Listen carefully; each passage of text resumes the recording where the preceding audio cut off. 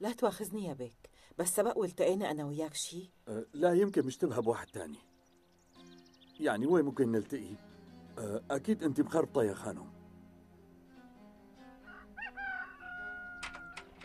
ايه مزبوط يا بيك، بس أنا يمكن شايفتك. معلش لا تواخذيني، أنا لازم أحكي تليفون ضروري. الموبايل ما في تغطية عندكم بالضيعة. يا ترى بلاقي شي تليفون عندكم هون؟ التليفون الوحيد بالضيعة عند أبي. لكن امشي معي، لازم أحكي مكالمة بسرعة. بس أنت لوين بدك تحكي عمو؟ على اسطنبول، بدي أحكي مع أم طارق. يلا امشي.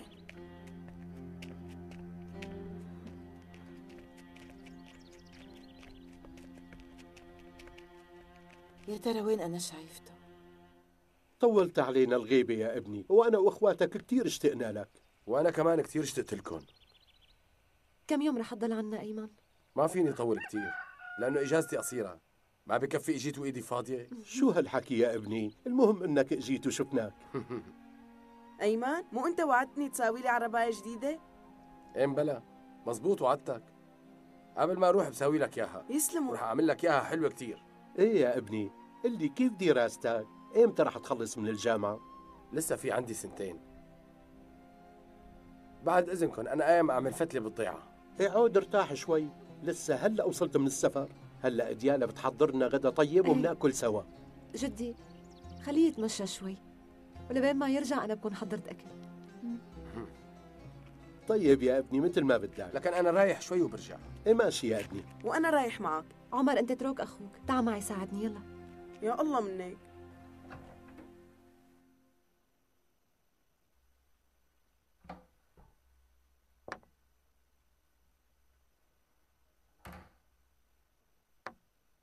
قولتك رح يلاقوا لها العشبة؟ والله ما بعرف يا بنتي، بس أهل الضيعة كلهم عم يدوروا عليها.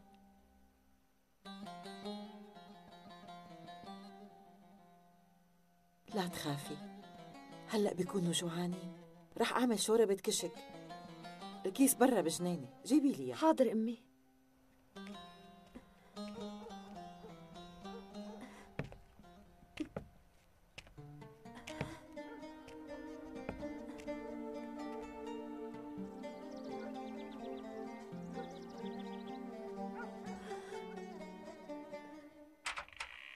تفضل يا بك. بس ما أكون زعجتك. استغفر الله. ممكن استخدم التليفون؟ ايه طبعا، فوتي بنتي لجوا.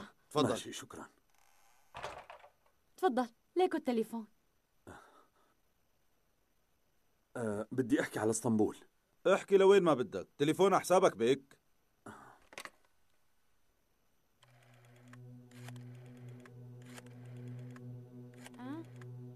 مشي نطلع لبرا مشان البيك ياخذ راحته بالحكي. لك يلا. ولد دبي، مو شايف الزلمه بده يحكي؟ ليش واقفه فوق راسه؟ مو عيب عليك تعملي هيك؟ شو بده يقول عننا؟ معك حق يا أبي، أنا رايحة أعمل شاي مشان نضيفه للبيت. ايه روحي يلا رقد.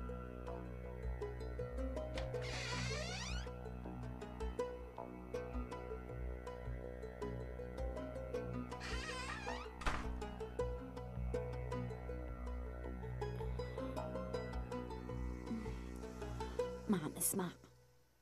انجبرت إني التقي مع سناء يا رابعة. عن جد عم تحكي؟ بس ما تكون عرفتك ها؟ أنا شو قلت لك قبل ما تروح يا مصطفى؟ كنت عرفاني إنه رح يصير هيك. خلصنا رابعة، اهدي شوي. حاجة تبكي بقى، لا تشغلي بالك. هي ما تذكرتني ولا عرفتني. عن جد؟ طيب وكيف يعني ما تذكرتك؟ طيب بلكي المخلوقة فجأة تذكرتك، وقتها قل لي شو رح تعمل؟ وشو رح تجاوبها إذا قالت لك وينه ابني؟ أكيد وقتها رح تعترف لها بكل شيء، ورح تعرف إنه الدكتور طارق هو ابنها.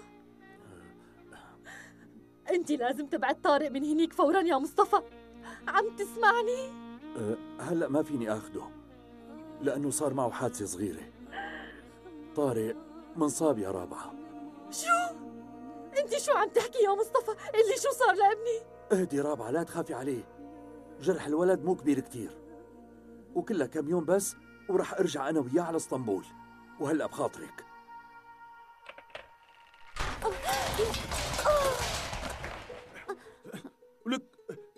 ولك انت شو عم تعملي هون وليه؟ شوفي. ولا شي بابا. معلش يا بيك لا تواخذنا، بس بنتي كتيرة غلبة شوي. طمني يا بيك، قدرت تحكي قبل ما ينقطع الخط؟ ايه حكيت، شكرا. كيفك نرمين؟ منيحة. اشتقت لك كثير وجيت على الضيعة مشان شوفك. أنا رايحة لأنه خايفة حدا يشوفنا. نرمين، شايفك تعبانة وعرفت انك نمتي بالمستوصف. خير شبك؟ ما فيني شي، أنا منيحة. احكي الحقيقة نرمين، ما في بالعادة تخبي علي. شو صاير معك؟ نرمين، أمي جاية، روح بسرعة. نرمين، لك روح. أمي إجيت. شو لوين رحتي يا بنتي؟ ما لقيت الكشكات، رح تجيب من عند الجيران. منيح، يلا فوتي بسرعة. امتى بدنا نلحق نساوي الأكل يعني؟ معك حق أمي. يلا أنا رايحة أدور على الكيس. بتشكرك على التليفون يا مختار. ولو نحن بخدمتك، بس عود اشرب لك كاسة شاي معنا، والله مو حلوة تطلع من عندي هيك. شكرا، إن شاء الله غير مرة. امتى ما بتحب بتتفضل، 100 أهلا وسهلا فيك. يسلموا. الله معك. لك يبعت لك حمى، بدك تفضحينا وليه؟ ولك يا معصوفة العمر شو عم تسوي ورا الباب؟ اسمعني شوي يا بي، أنا ما كنت قصدي، كنت بدي شغلة من الأوضة. لك وعم تكذبي علي كمان، انقلع من وشي. الله يلعنك. لا تواخذني يا بيك، بس سبق والتقينا أنا وياك شي. لازم بعد عن سناء بأي طريقة مشان ما تتذكرني. بس شلون بدي أترك طارق؟ هي عم تضل قاعدة قدامه طول الوقت، ولازم لاقي شي طريقة لبعد عنه. بس كيف يا ترى؟ شو يا بيك بلاقيك شارد؟ صار معكم شي؟ لقيتوا العشبة؟ مع الأسف يا بيك لهلأ ما لقيناها، بس لساتهم عم يدوروا عليها. يلا تفضل. لقيتها. ما فهمت يا بيك. لا ما في شي.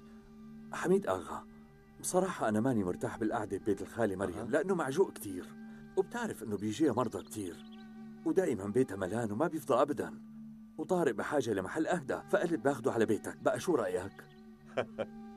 ولو تكرم يا بيك، صدر البيت إلك ولأبنك. شكرا. وإمتى بتحب بتجي، وإذا بدك هلأ منجيبه من هنيك.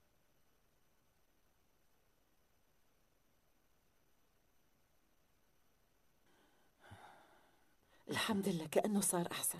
ولسه رح يتحسن أكثر، خاصة إذا جابوا عشبة النار.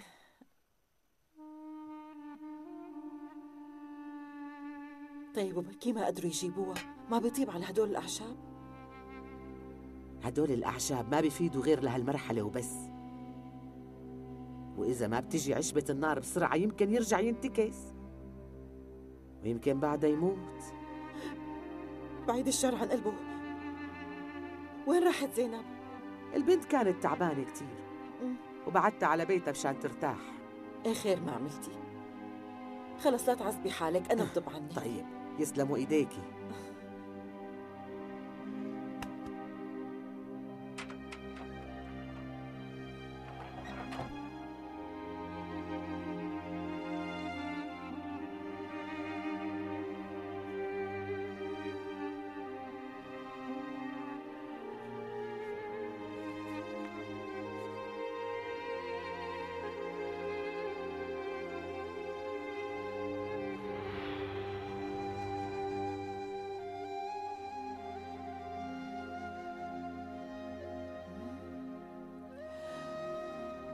وهذا هو التعبت؟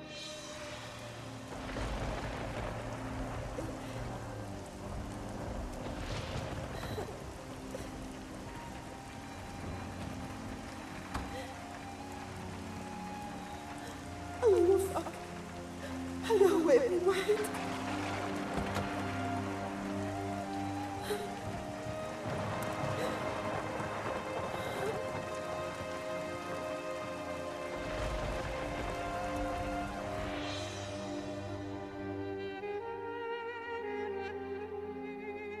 هذا هو الضابط نفسه يلي أخذ ابني حسان، هو بيكون أبوه لطارق.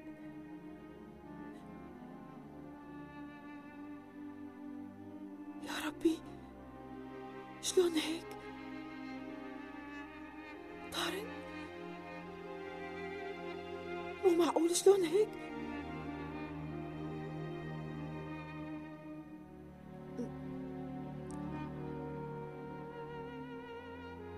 ليكون طارق ابني حسان.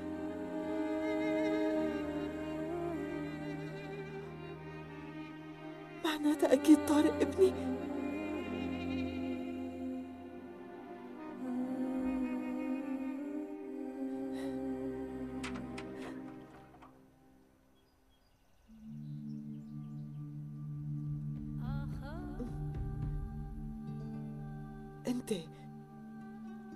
انت هداك الضابط مو هيك؟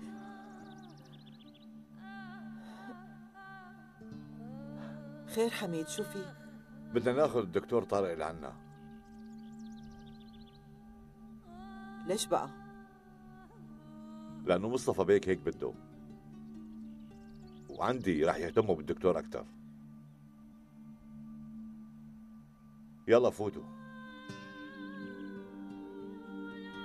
تعوا شوي شوي شوي شوي. يلا يا شباب انتبهوا على مهلكم، انتبهوا انتبهوا. يلا يلا افتحوا الباب، افتحوا الباب.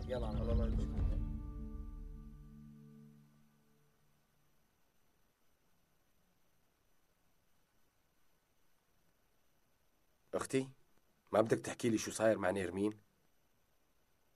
ديالا، بشو كنتي شاردة؟ ما في شي أخي، بس عم فكر بالدكتور طارق. إن شاء الله منلاقي العشبة وبيطيب. يلا العشاء جاهز. ديالا، انت ليش عم تخبي علي شو صار مع نيرمين؟ شو بدي أخبي عنك يعني؟ اختي، نيرمين مجروحة وبعرف انها نامت بالمستوصف. مزبوط، الدكتور عمل لها عملية صغيرة. انت متأكدة؟ هذا اللي صار؟ ايه شو بده يكون يعني؟ يلا امشي بقى.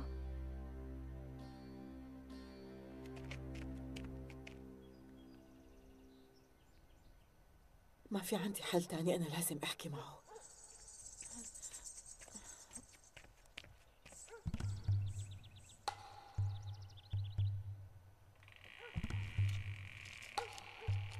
فاتن، قومي جيبي لي كاسة مي. سناء، انت شو اللي جابك لهون؟ روحي نادي لأبو الدكتور خليه يجي، قولي له سناء بدها تحكي معك. لك شو انت جنيتي؟ روحي من هون، لا تخلي رشاد يشوفك، مو ناقصنا مصايب. لك روحي، الله يخليكي بقى. الله يوفقك يا فاتن، شغلة ما فيها شيء، طلعي نادي له وأنا بروح دغري.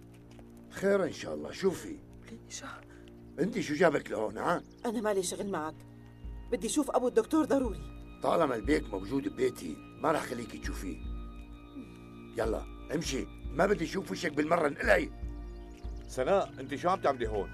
أبونا الدكتور لك طارق. لساتك واقفه هون؟ انقلعي من بيتي. عم بقول لك اطلعي من هون احسن ما ورجيك قيمتك. يخرب بيتها شو جقرة، عن جد حقيرة وما بتستحي. اخي طول بالك، اقعد شوي. تعال، لا تعصب، هدي وارتاح شوي.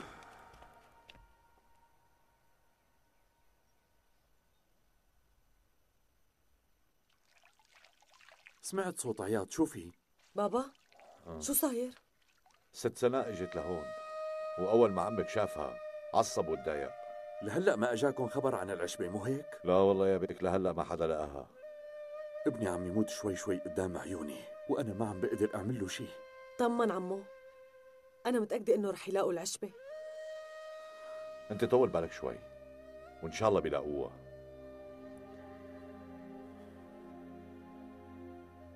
والله بصراحة يا بيك، نحن ما ضل معنا وقت كتير. إذا ما قدروا يلاقوها لهالعشبة بعد كم ساعة رح يصير وضعه أسوأ من هيك بكتير. جرحه مجرسم ويمكن الليلة يموت. حميد اغا، امشي لندور على العشبة انا وياك. اهدى شوي يا بيك، خلص طمن. أهل الضيعة بيدوروا عليها، وبعدين كلهم بيحبوا لطارق بيك، ومن شانه بيساووا أي شيء.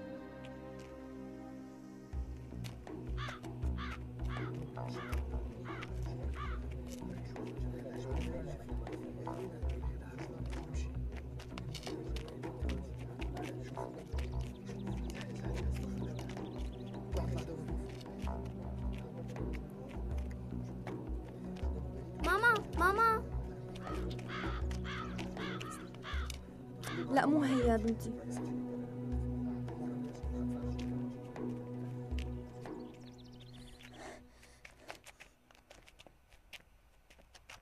ماما لقيت عشبة النار.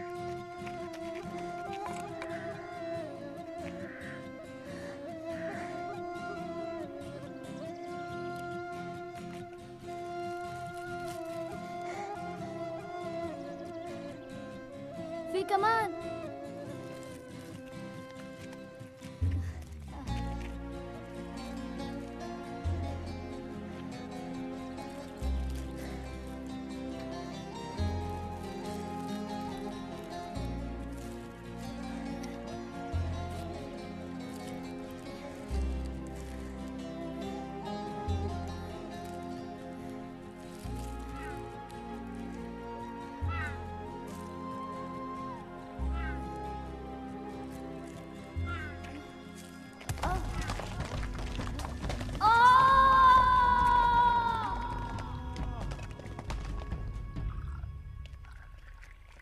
يلا بخاطركم يا شباب. تعا جدي، تعا اشرب شاي. معلش مستعجل شوي، في عندي كم شغلة بالجامع بدي أخلصهم. أما أنت إذا بدك تعال قوم الحقني، منصلي سوا ومنرجع. جدي معلش يمكن ما اجي، رح صلي بالبيت لأنه حابب ارتاح شوي. طيب مثل ما بدك يا ابني. يلا.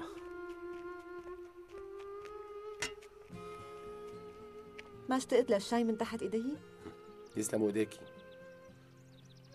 اخي شو بك ليش هيك قالب وجهك؟ مشغول بالي على نيرمين. البنت ما فيها شي لينشغل بالك. عمر في شي خبر عن الدكتور؟ لقوها للعشبة؟ لا ما لقوها لسه، بس نقلوا الدكتور طارق على بيت حميد اغا. شلون عرف؟ مين اللي قال لك؟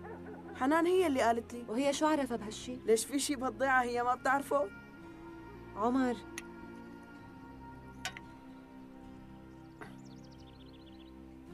أيمن لوين رايح؟ ما بطول هلا برجع.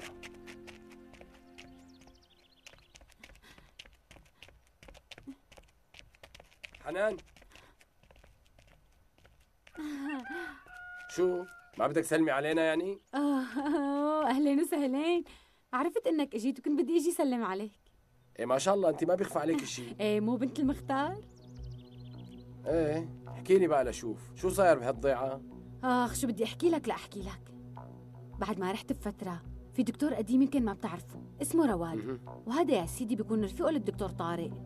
ضحك على البنت وبعدين ما في داعي نكمل. وبالنسبة لمشكلة بيت بيشا وخالي سناء لحظة كبرت لحظة كتير شوي يعني على حد علمي انه المشكلة اللي بيناتهم منتهية من زمان. ايه غلطان كتير، ما انتهى شيء. من فترة قامت القيامة بيناتهم وعلى شوي كانت نيرمين رح تموت. لا وفوق هيك رشاد لما ما قدر ياخذ بدية صار بده اياها بزيادة. قام هي حاولت تنتحر لما كان عم ينكتب كتابها، ولولا الدكتور وزينب المسكينة كانت من زمان عنده. والله منيح بس أنا ما خلصت. معناته مو على الفاضي عم يتهرب الضابط، تهريب عرفني وما حكى معي أبدا وراح وتخبى بيت رشاد. طيب ليش عم يتهرب مني؟ يا ربي أنا لازم أحكي معه بأسرع وقت ممكن. بدي أعرف حسان شو صار فيه. ماما شو بكي قاعدة هيك وعم تحكي مع حالك؟ ما في شي. دكتور صاير معه شي؟ لا أمي ما في شي. طيب أنت ليش عم تبكي؟ مو ملاحظة قديش صايرة عم تسألي؟ بكفي. طيب لوين رايحة؟ ماما أمي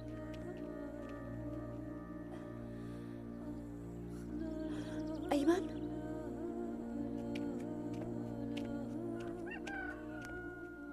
اليوم عرفت كل قصة رشاد. بس القصة خلص انتهت. واندفعت الدية بالله؟ نحكي بعدين، روح انت هلا بلا ما يشوفنا حدا مع بعض. عم بسألك اندفعت الدية ولا لا؟ لا، لسه في أقساط. وشلون بدهم يندفعوا بلا صغرى؟ الله بيفرجها. هلا روح انت بلا ما يشوفنا حدا، نلتقى المسا، شو رأيك؟ بس ما رح تمضي على خير.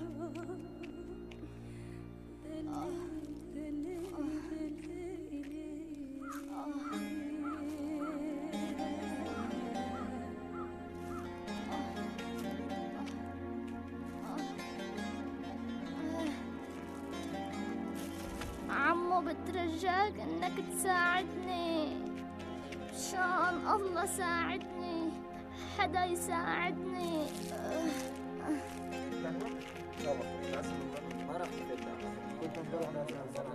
فتلنا المنطقة كلها وما لقينا لها أثر. يعني رجعتوا وإيديكم فاضية؟ للأسف والله ما لقينا، ورح نرد بكرة نطلع كمان وإن شاء الله بنلاقيها. إن شاء الله إن شاء الله إن شاء الله. جد إبراهيم. مين؟ جد إبراهيم. يلا جاي أمير. أمير ابني، شو صاير معك لك يا ابني؟ ابني قوم، شبك لك، شبك ابني. خدوا هاي الأعشاب، خذ جدو. شو هذا اللي معك؟ معقول أنت جبتها؟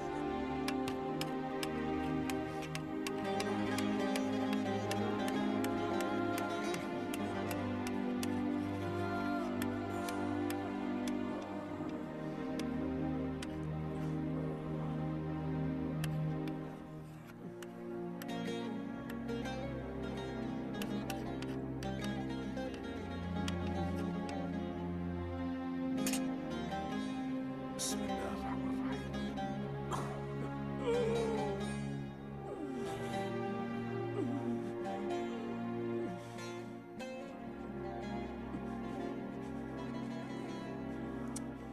لازم يتغطى منيح.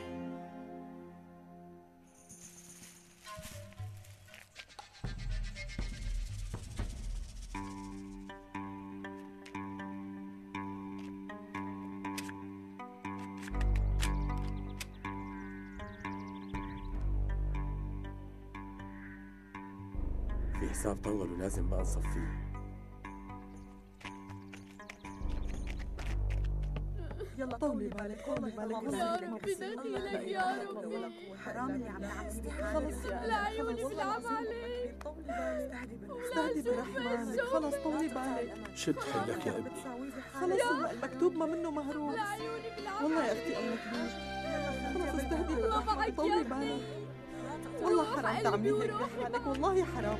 الله معك يا غالي. انتوا ليش قاعدين هون؟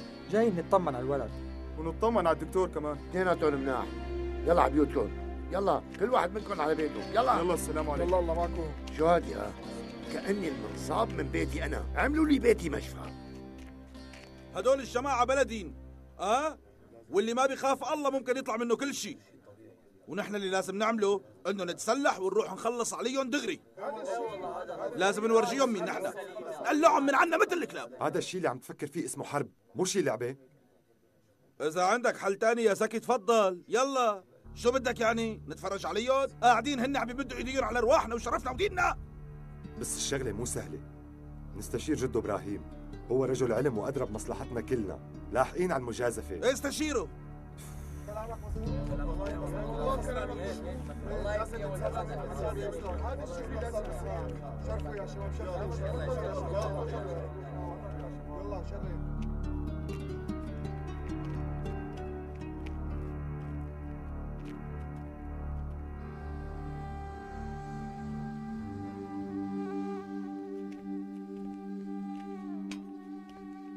ان شاء الله الف مبروك رشاد اغا. قال لقيتوا العشبه. ايه لهو. ايه قلت لك من اول، بس انت ما بدك ترد علي. لسه ما صار شي. بكره بده يتحسن وراح يضل على قلبنا بالضيعه، وقتها ما حدا راح ياكلها غيرك انت. وبعد ما يحلوا مشكلة سناء بياخدوا نيرمين منك وبتصفى برا. يعني معقول يطيب ويضل بالضيعة؟ بعدين أنا ما بعرف ليش أنت كتير آكل همه. كم واحد إجا على الضيعة بالأخير كلهم راحوا وهو مثلهم انت قلت لحالك راحوا من عنا، ما بس مين قال لك انه راحوا من عنا فاضيين؟ كمان هو ما بده يطلع فاضي، مشان هيك رح يضل يتحجج. يوم الاولاد مرضانين، يوم ما بعرف شو. واضح انه في شي براسه. بركي عم يرسم لياخذ البنت من الضيعة. ها مستحيل. لك ما بتعرف بركي؟ طيب يعني على شو عم يساعدها على سواد عيونها؟ اصلا شكلها حاببته. طفل خليك هيك، خلي المي ماشيه من تحت رجليك.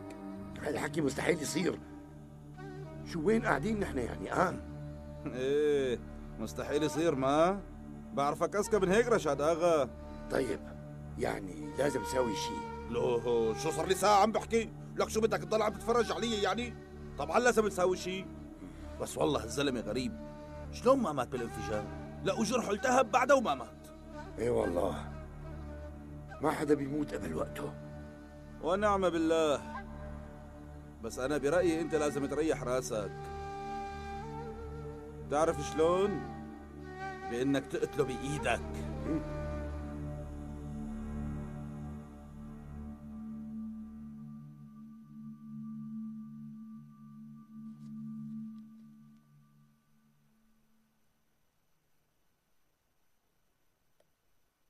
ما بتخيل حياتي بدونك. انت اغلى شي عندي بهالدنيا.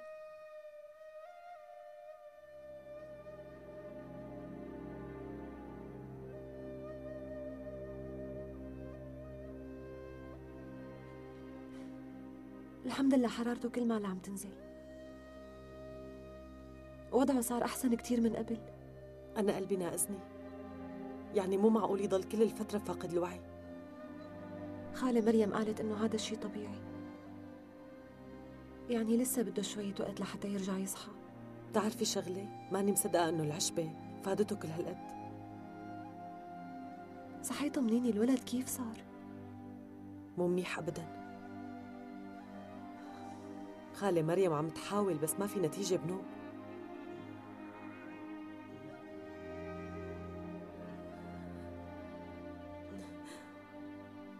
ارتاح لا تقوم.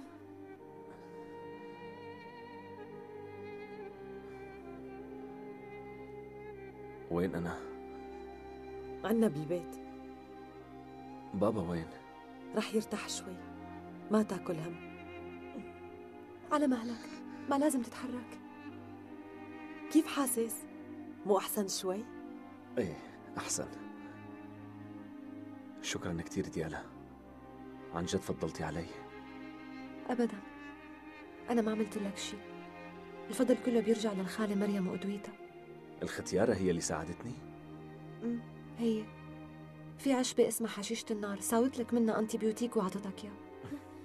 زينب، خالي مريم قال لي لكم بسرعة، أمير تعبان كتير.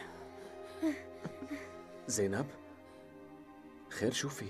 هذا ما في شي مهم، أنا نازلة شوي وما رح أتأخر. رجاء احكي لي شو عم بيصير. أمير، الولد يلي راح جاب لك العشبة. اي زينب كملي، شو صار له؟ صار معه حادث هو وعم بيجيبها. كيف يعني؟ وقع عن كتف الجبل والمسكين تحمل الألم لحد ما قدر يوصلنا العشبة. انت شو قاعدة عم تحكي؟ طيب هو كيف صار هلا؟ طارق اهدى شوي، انت هلا لازم ترتاح منيح. زينب الولد وين؟ هو عنا. عندكن؟ وليش بالله؟ ديالا حاولت تعمل كل شي بتقدر عليه، ما صفي لنا غير الخالة مريم، قام جبناه لعنا. فيك تقول انه هي املنا الاخير هلا.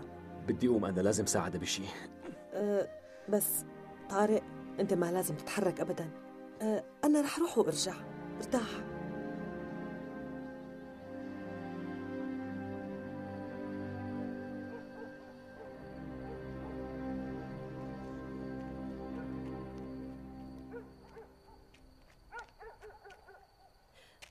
أمي؟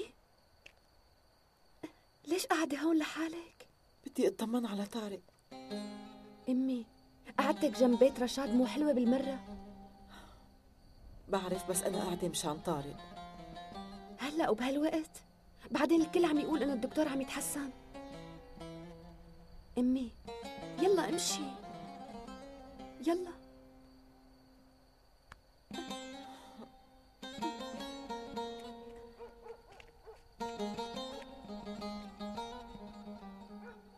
أمي، أنت مخبية علي شيء؟ شو بدي خبي يعني؟ امشي.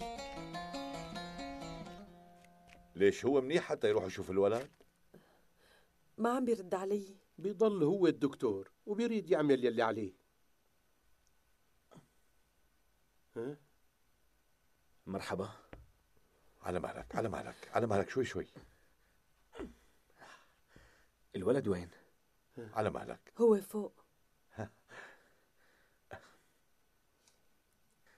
على مهلك، شوي شوي شوي شوي.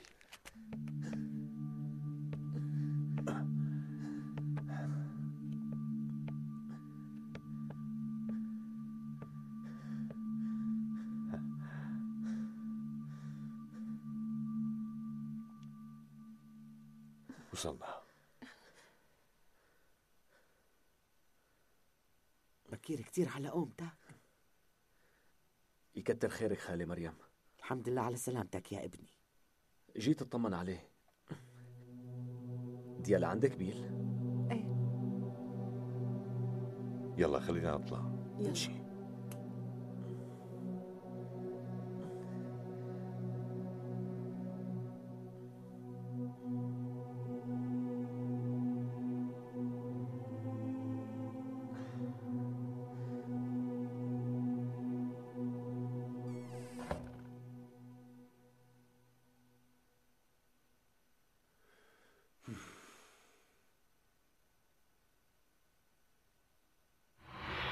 بس أنا برأيي أنت لازم تريح راسك. تعرف شلون؟ بإنك تقتله بإيدك. لك أنت شو هذا اللي عم تحكيه؟ بس هي الفرصة المناسبة. أيوة. هو عندك وبأي لحظة فيك تفوت وتخلص عليه وتزته للكلاب. اقتله وهو ببيتي كمان؟ لا تكون جبان. هي فرصة من ذهب، كلها رصاصة واحدة وبترتاح بعدين. وطبعا مستحيل انه حدا يقدر يشك فيك، صدقني. يشكوا بالمسلحين بالجبل. هاي فرصتك الوحيدة لتخلص منه. وإذا بدك في عندي سلاح من تبعات الجبل.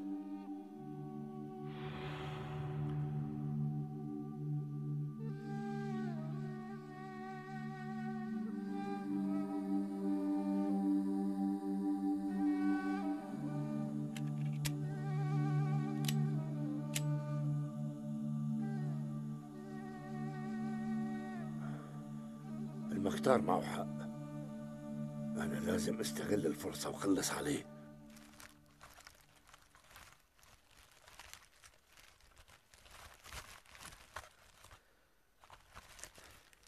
هلأ معقول ما عنا غير هي الأدوية؟ بس هدول البقيانين.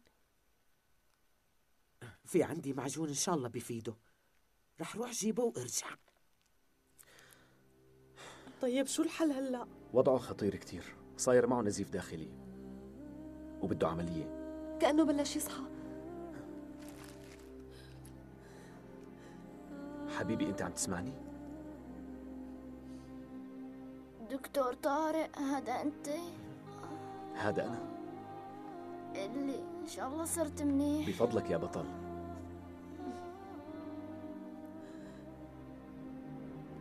سكرتني دكتور، مو هيك؟ ايه اكيد.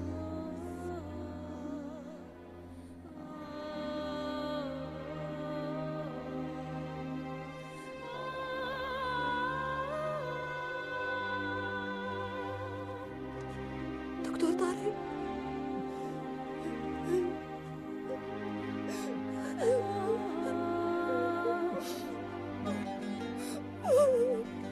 يسلموا ايديكي. خير، ليش عم تبكي؟ أمير الصغير ضاع مننا. مين قال إنه الموت هو ضياع يا بنتي؟ هو افتراق مشان اللقاء. الله يجعل مسواه الجنة. الله يرحمه. والدكتور كيف صار؟ منيح، لساته عند أمير. لكن نحن رح نروح نخبر أهله للولد. مساكين، والله مصيبتهم ما سهلة. الله يعينه. أنا رايحة. روحي بنتي روحي. يا رب. هيك بدنا نضل؟ لكن معقول ولد يموت بسبب واحد ما بنعرف قرعة أبوه منين، وناس بيسلوا فرنجين صارت تفوت على بيتنا، ومن شان تطيبوه للدكتور قتلتوا الولد. يكون بعلمك هالمسخرة اللي عم تصير من تحت راسك.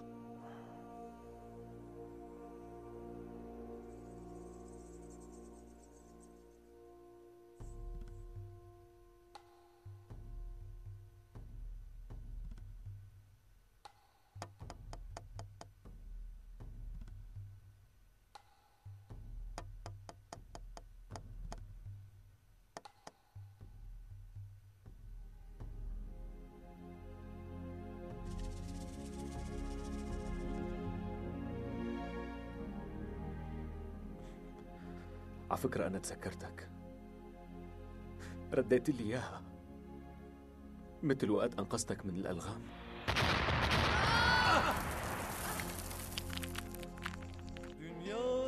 على مهلكم. حاضر.